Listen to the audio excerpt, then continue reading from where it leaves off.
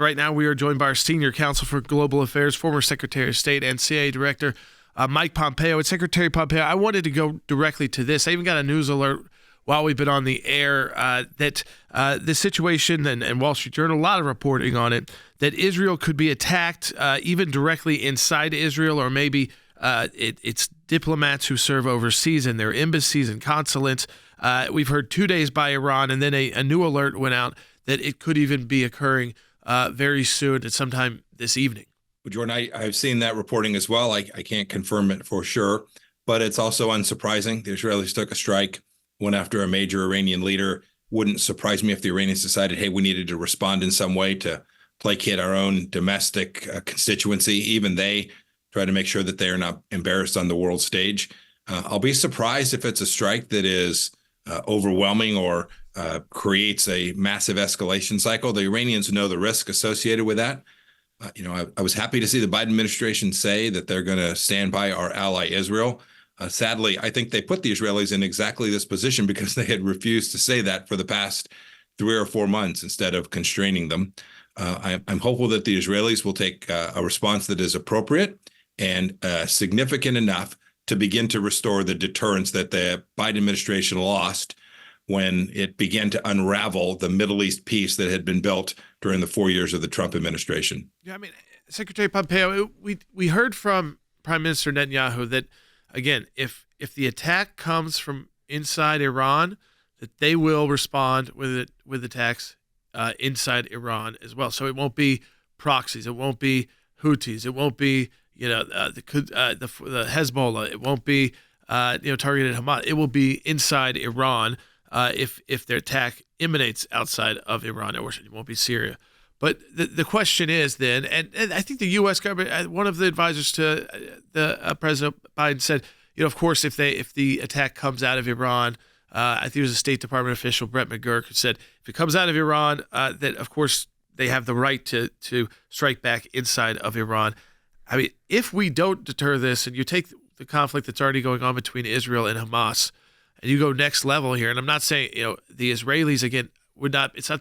I don't think they'd be responsible for defending themselves. So this is really up to Iran whether they want to take a battle that could turn into another major conflict, even involving the United States more heavily. Jordan, I think that's very true. Look, this is all the doing of Iran. October 7th was the doing of Iran. The conflicts that erupt in Gaza, the terrorists that emanate from the West Bank, this is all the doing of Iran. They are the ones who have the capacity to decide, hey, this isn't worth the candle. But sadly, and you know this, I've had the privilege to work alongside you and Jay and the team at ACLJ and the amazing work that you all do that give me this opportunity to speak to your listeners and your viewers. We all know that without a strong United States, without leadership in the White House that is prepared to convince the Iranians that the cost of their aggression, killing innocents, we shouldn't forget, Jordan, holding Americans hostage. Even as we're on this show today, we've got Americans held hostage in Gaza. I pray that they're still alive. This is the result of failed American leadership and the ability to deter Iran. So should Iran take the strike that has been reported that they're contemplating, it will require not only an Israeli response, but a response from the United States of America that demonstrates to Iran American resolve. What could the U.S. do you think? We're walking through to kind of deter. Maybe you can't get specific, but basically make clear, to Iran, you take these steps. We're going to be standing beside Israel.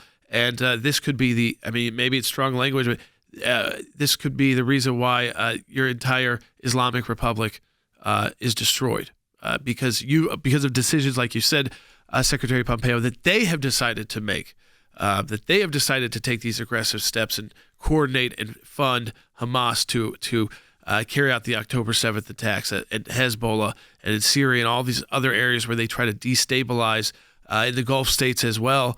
And there might be pretty widespread support from those Gulf states and other major Muslim countries in that region who are also sick and tired of Iran supporting groups that are firing missiles into their country.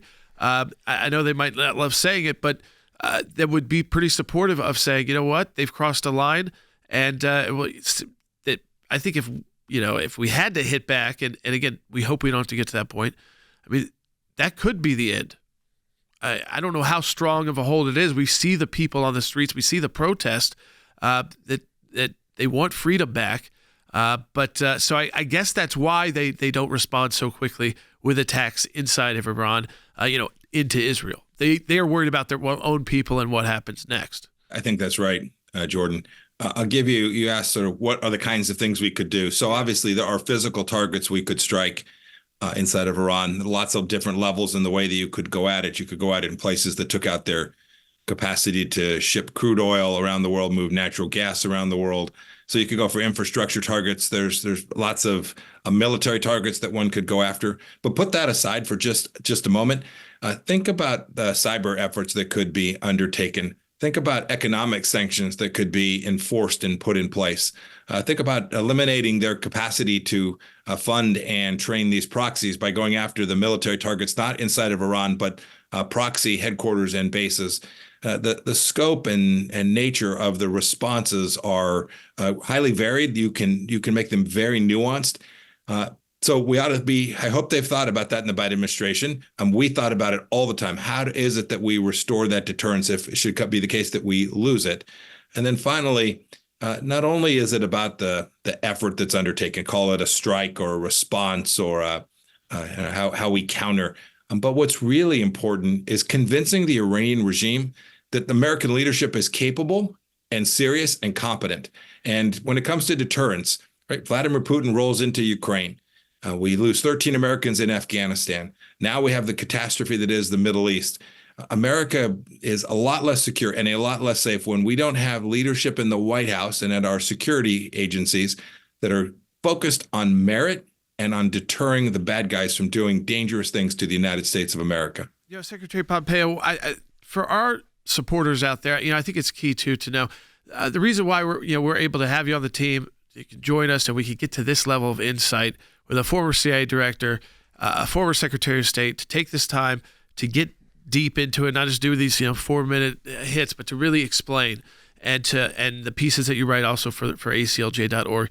That's because of our supporters and our donors. And I just want to give you a moment too. We're in a matching a life and liberty drive right now. It's important to the ACLJ because again, it's why we're able to bring on folks like you onto the team. Jordan, let me give you my personal perspective. When I was a member of Congress, I counted on the great work the ACLJ did to help me think through complex problem sets, legislative problem sets around religious freedom, how it is the United States ought to support and defend the Israelis so that they could live peacefully in their rightful Jewish homeland. Broad set of litigation things that Congress was trying to do. The ACLJ was always there for me and for the constituents of the 4th District of Kansas. And that takes money, it takes resources. And so I frankly want to say thanks to those who have contributed. I hope you'll continue to do that. Building out the capabilities of the ACLJ will absolutely protect our freedom and our liberty for years to come. Secretary Pompeo, we really appreciate you being part of the team at the ACLJ. And thank you for those kind words too.